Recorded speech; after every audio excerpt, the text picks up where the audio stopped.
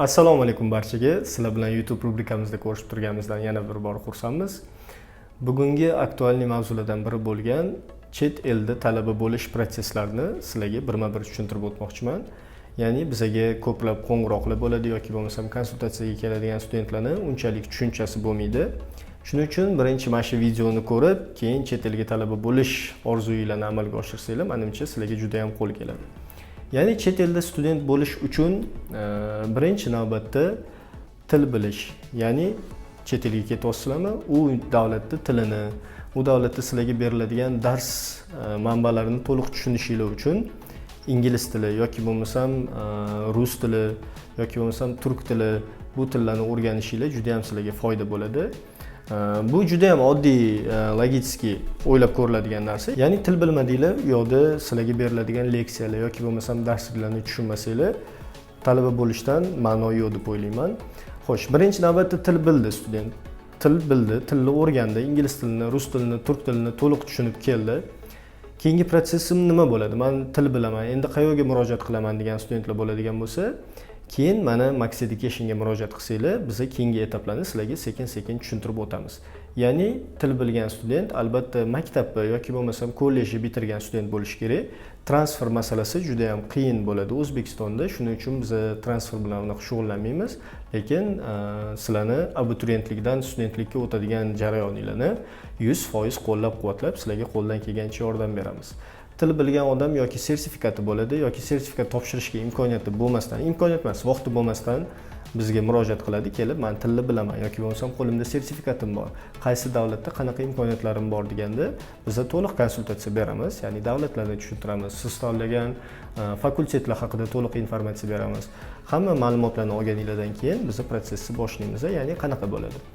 Dokumentinglarni olamiz. Bizga eng asosiysi kerak bo'ladigan boyaga tushuntirib o'tganimdek, bitirganliginglar haqida guvohnoma, ya'ni diplominglar bo'lishi mumkin yoki bo'lmasam attestatinglar bo'lishi mumkin. O'shalarni olib kelsanglar, biz universitetga uni registratsiya qilamiz. Ya'ni sizlarning nomingizdan shu universitetga shu talabani diplomi, mana til bilish sertifikati deb qo'yib, ularga registratsiya qilamiz. Agar IELTS bo'lsa, avtomatik universitetga o'tasizlar. Agar IELTS bo'lmasa, o'rtada bitta prosessimiz paydo bo'ladi, ya'ni onlayn intervyu. Universitet sizlarni til bilish darajalarini bilishi kerak. Shu sababdan ham ular bitta data belgilaydi-da, data belgilab sizlar bilan onlayn face to face intervyu qiladi. Ya'ni intervyudan o'tganingizdan keyin xuddi IELTS bor talaba bilan sizlarning уровенinglar bir xil bo'ladi. IELTS bor talaba avtomatik ravishda o'tsa, sizlarniki shu intervyu orqali universitet qabul qiladi. Universitet qabul qildi, dokumentinglarni oldi. Keyingi proses universitet agar kontraktli universitet bo'lsa, bizga invoice beradi. Kontraktinglar yozilgan, ya'ni palonchi shu anaqasi invoice shuncha kontrakt to'lasa, biz admission, ya'ni o'qishga qabul qilindi degan qog'ozni originalini yuboramiz deydi. Shu asnoda ikkala student ham IELTS bor ham, IELTS yo'q ham invoice ga borib pul to'laydi. Buni o'rtasida yana bitta aytib o'tishim kerak bo'lgan narsa bor. Agar grantga qabul qilinsanglar, grant ya'ni universitet kontraktini to'lamaysizlar-da, universitetda har doimgidek admission to'lovlari, ya'ni administratsiya uchun alohida to'lovlar yoki bo'lmasam registratsiya uchun alohida to'lovlar bo'ladi. Ular katta summa bo'lmaydi. O'sha to'lovlarni to'laganingizdan keyin o'sha universitet sizlarga original qog'oz chiqarib beradi, ya'ni o'qishga qabul qilindi degan. U qog'ozni birinchi elektronniy varianti keladi bizga. Elektronniy varianti kelgandan keyin universitetga xat yozamiz. Bo'ldi, rahmat hammasi uchun. Endi originalni shu adresga yuborishim mumkin deb. Keyin original admission kelishini kutamiz. Bu mobaynida universitet agentstvaning o'rtasida eng katta devor hisoblanadigan posolstvo bor, ya'ni chet elga chiqmoqchi bo'lgan har bitta talaba posolstvodan o'tish kerak, lekin ba'zi bir davlatlar bor, O'zbekistonda vizasi talab qilinmaydigan davlatlar, posolstvoga kirmasdan ham ketish mumkin, lekin asosiy posolstvosi bor davlatlarga o'rtada posolstvoga ham hujjat yig'ish boshlanadi. Ya'ni posolstvo nimalarni talab qiladi? Siz u davlatga borib, rostdan ham o'qish istagini bildirganingizni ularga isbotlab berishingiz kerak, ya'ni borib o'tda siz ishlamasligingiz yoki bo'lmasam nelegalniy qayergadir chiqib ketmasligingizni isbotlab berishingiz kerak. Shuning uchun ba'zi bir hujjatlar bor o'tda, ya'ni sizni chet elga o'qishga chiqishingizga kim sponsorlik qiladi yoki bo'lmasam bank spravkalaringiz, ya'ni shotingizda pulingiz bormi, yo'qmi degan savollarga javob bo'lish uchun bank spravkalar bor. Ularni hammasini yig'ib taxlab turgan nima deydi paytimizda bizga boyagi boshida aytib o'tgan administratsiyaga berilgan qog'ozimizni originali yetib keladi O'zbekistonga. Administratsiya qog'ozini ham boyagi spravkalarga qo'shib biz posolstvoga topshiramiz. Posolstvoga topshirganimizdan keyin bitta eng asosiy narsani aytib o'tishim mumkin. Posolstvo agentstvani ham universitetda ham qo'lida bo'lmaganligi sababli qarorni faqat posolstvo qabul qiladi. Ya'ni sizlarga viza bersa, omadinglar borib o'qishni davom ettirishinglar mumkin.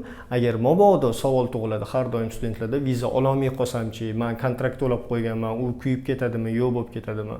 Yo'q, chet eldagi universitetlarda unaqa narsa yo'q. Agar siz protsess bo'yicha o'qishga qabul qilindingiz, invoice oldingiz, kontraktga to'ladingiz, siz administratsiyadan qog'ozni oldingiz, o'qishga kirganligingiz to'g'risida O'zbekistondan ham kerakli bo'lgan hamma hujjatlarni yig'dingizda posolstvoga topshirdingiz, lekin viza ololmay qolsangiz, qaysi bank akkauntdan pul to'lagan bo'lsangiz, universitetga posolstvodan отказ qog'ozingizni biz skaner qilib yuboramiz. Aytamiz, baxtga qarshi studentimiz viza ololmadi deb. Qanchadir muddat oralig'ida sizni to'lagan summangiz to'liqligicha sizga qaytib tushadi.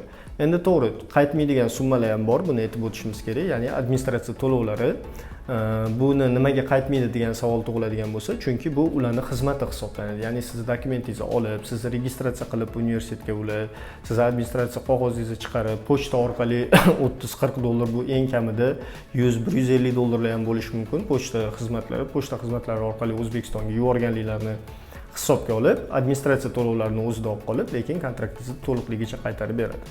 Lekin Max Education xudo xolasa sizlarga qo'ldan kelgancha yordam beradi. Ya'ni viza olishda ham, universitetga qabul qilishda ham hammasini birma-bir etaplarini sizlar bilan maslahatlashib, o'z ishini olib boradi. Shuning uchun chet elga o'qishga topshirmoqchi bo'lgan talabalarga maslahatimiz birinchi o'rinda til o'rganishinglar, bu sizlar uchun eng katta poydevor hisoblanadi.